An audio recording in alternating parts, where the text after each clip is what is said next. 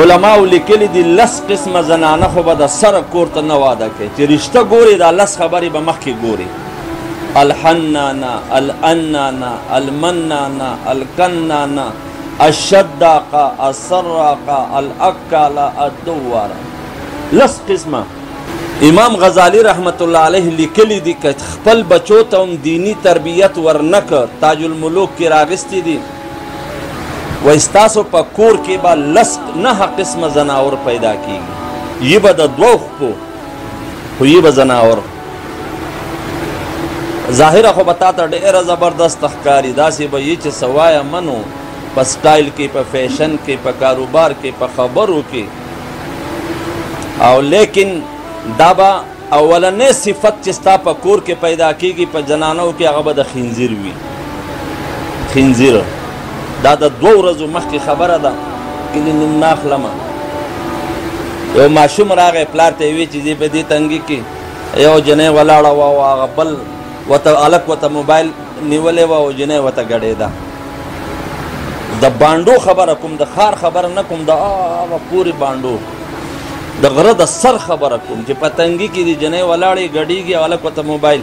نو هغه پلار یې استاد دی هغه وی د هلک دې وپېژندې وي او وی جنۍ دې وپېژنده وي او وی چاته ونه وي دې نه خو مرګ جوړ شي دا د خنزیر صفت پکې پیدا شي دا پلیت یې لیدلی پلیت کتلی پلیت ویلی پلیت د دې نقل و حرکت د پلیتانو خو چې څه یې ولیدل څه یې وخوړل څه یې وکړل څه سوچ یې وکړو څه فکر یې وکړو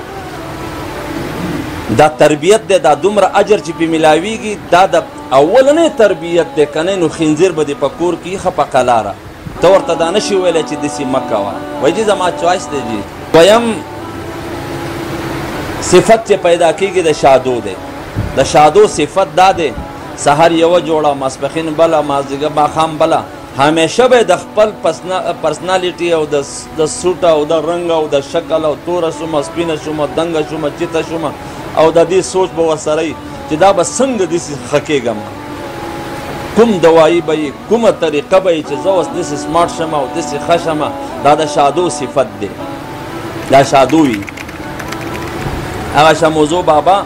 ګاډي کې لګیا او بل بابا ته تپوس وکړو وي ستا هغه نوې انګورکۍ مانځه اوداسه کې څنګه ده نو هغه یې په مانځه خو مې لا اوسه پورې نه ده لیدلی او په اوداسه کې خو د شینغاړي لور د سهار او ماسپښین او ماښام او صابونونه او رنګونه او میکاپونه دا دومره قسمه قسمه څیزونه دي چې سیټونه ورته پراته دي او په مانځه مې لا نه دلی ښه په فخر باندې وي بیا دغه د شینغاړي لور په کور کې پیدا شي جو بیا تو وته هریانې پلار پې شرمیږي نیکه پې شرمیږي ماما پې شرمیږي ورور پې شرمیږي تره پې شرمیږي خاندان یې شرمیږي او بیا شرم نه سترګې کته نیولي ځکه دین خو ورته تا ښودلی نه دی دا پرون راته چا وی چې جی موږ ته اوس ټلیفون نه کوي او خبره ده هغه دی وی ولې وی داسې چل شوی دی ما چې داسې شوی دی یو ډېره ښه شوې ده او دا به نور به هم کېږي ځکه دین خو ورته تاسو ښایه نه جو خپله خوښه ده چې چا سره لاړه کوم پله لاړه کالام ته بیټ آباد ته بحرین ته او بیا به ګوري او ګرځي به ورپسې دریم صفت به د ګیدړ پیدا کېږي ګیدړ خوب خوب خوب ټوله شپه چغې وکاږي ټوله ورځ اودی د ورځې پې خپک ده نو دی ویښېږي نه داسې راښکلی پروتي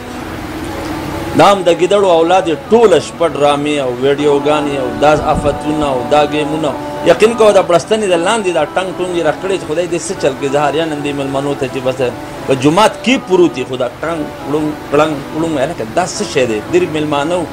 دا د شیطان بچی ورسره پروت وي دې ته د زنا او اله ویلی کېږي دې ته د شیطان اله ویلی کېږي دې ته د غفلت اله ویلی کېږي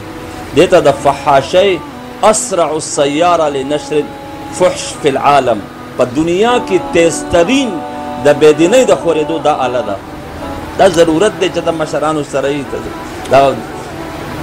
وی نه ماله موبایل واخله کیمره موبایل او که نه خودکشي کومه د شپې جومات ته نیمه شپه راغی ما چې خدای غل دی که دا خودکش دی که دا څوک دی بیا چې ما ونیو د محلي هلک و 12 کاله عمر دی او زه دلته شپه کوم نو مې دلته ستا خو دغه کور دی دلته څنګه شپه کوې بیا مې د لاس نه ونیو کور ته مې بوتو نو هغه مور پلار یې دواړه په وره کې ولاړو ژړل وی زموږ هلک ورک شوی دی نن 4مه ورځ ده مې چې ما موندلی دی وایي دی څه مې دی څه وایي وایي ماله کیمره موبایل واخله مې لکه تو ډایرکټر یې که ته انجینیر یې که ته سره تا کمپنۍ دي ایجنسۍ دي نو دا د ګیدړ صفت یو صفت بیا پیدا کیږي د قچر د سلیختۍ ماشومه یې پرېښوده په کټ کې روپۍ وله ورکړه سیزنۍ کې وتړله سترګې وله تورې کړې او هغه ښځه پاسېده او د کور مخې ته یې سین و په شکال سین د کمر د سر نه ټوپ کړی دی د سین روغ منځ ته خواښې به ورته کار شوي خاوند یې بیې کړی او سرکاري ملازم و ویې ولې وی خواښې ورته کار شوي او نو دا د قچر صفت دی ته ورته نشي ویلی داسې مه کوه دو جنازې مونږ په یو ورځ باندې کړي دي پلار ښځې ته هلک ته کار شوی دی هغه دوایي وڅکله دا د قچر صفت دی پکې خودسوزي وکړي او ورته د واده په ډولۍ کې د ځان سره تیل راوړی دي تیلو د خاورو تیلو او کله چې د واده په ډولۍ کې دا کور ته راورسېده کلي نوم نه اخلمه نو خلق خوشحاله را خوشحاله دی او دا خانانو کور دی او دا درز غرب دی او خوشحالی دی او دیګونه دی او 40 که 50 موټرې وي په واده کې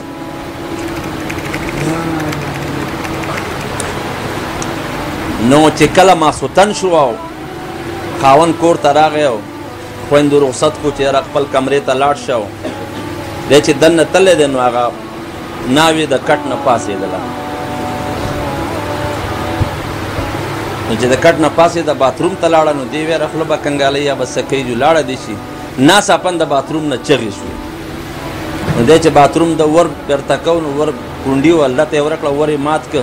دننه چې وکته نو ښځه نسکوره پرته وه او د واده په جوړه کې اور اخیستی او سوي داسې وه چې بلکل اوس که بهر وی جو شرم دی دا د قچر صفت پکې پیدا شي بس خبره خلاصه شوه مورې ما دې کور له مه ورکوه د هغوی بیا د شرم پټولو دپاره دویمه یې راویسته هغه کور ته بله خور وله چېره زموږ شرم پټ شي او شرم کوم ځای پټېږي دا خو د مړی مرګ او د ژوند خبره وي یو صفت پکې پیدا کیږي بیا هغه د منګک دی منګک به دا وي چې دا غل وي یو سړی راغی وي زما د کور نه 15 لاکه که 4 لاکه روپۍ ورکې شوي او ترتیبوار ورکې شوي نورې نه ورکېږي خو دومره تې ورکېږي او دومره ورکېږي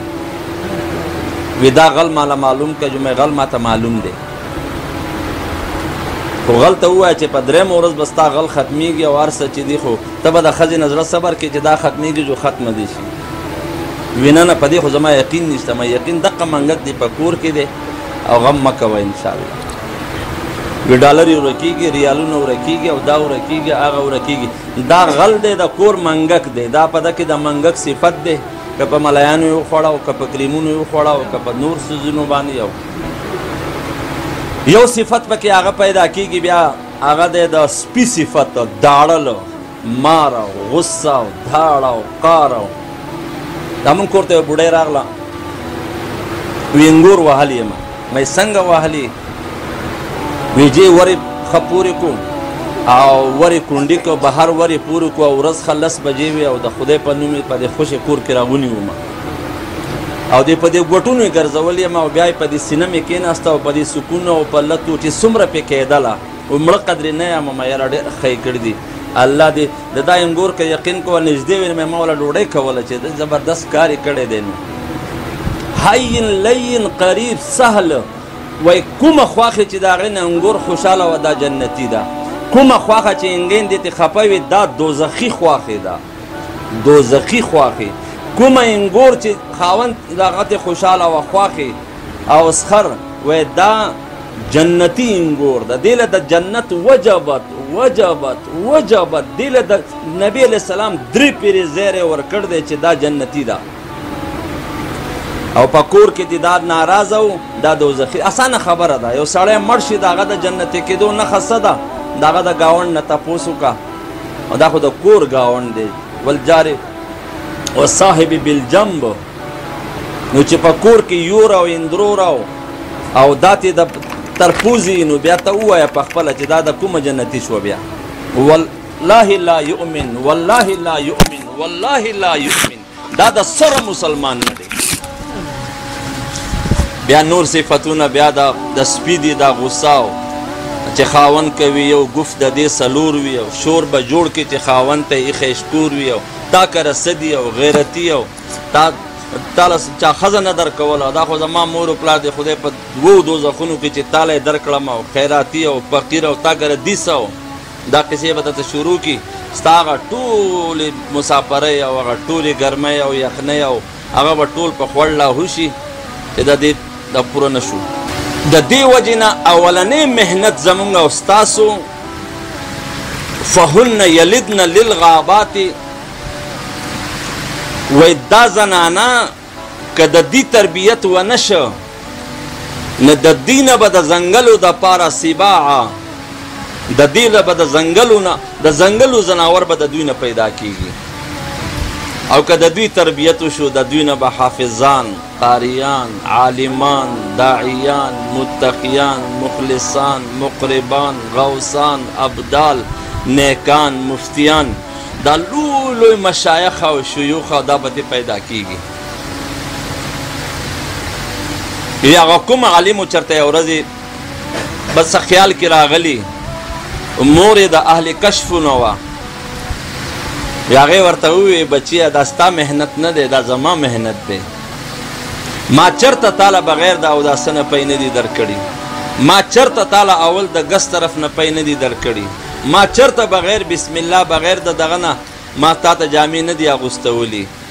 ما چرته دا ټولې نیکۍ ورته وشمارلې دا به الو د دې نه بیا به سړی خیږي الو به د ده نه انسان خیږي و یک چاله چې الله بچی ورکی او دا بچی دومره لوی شي چې دا مور ورته صرف الله د الله دا نوم وښایي وی د دې مور مخکینی ټول ګناهونه معاف د چا اولاد نارینه نه وی سړی په ذهن کې دا راولي کماله الله بچی راکړه زه به وله نوم محمد اکدم داسې نوم به اکدم چې په هغې کې محمد نوم راځي وی دله به الله پاک خامخا اولاد ورکوي دله به الله خامخا نارینه اولاد ورکوي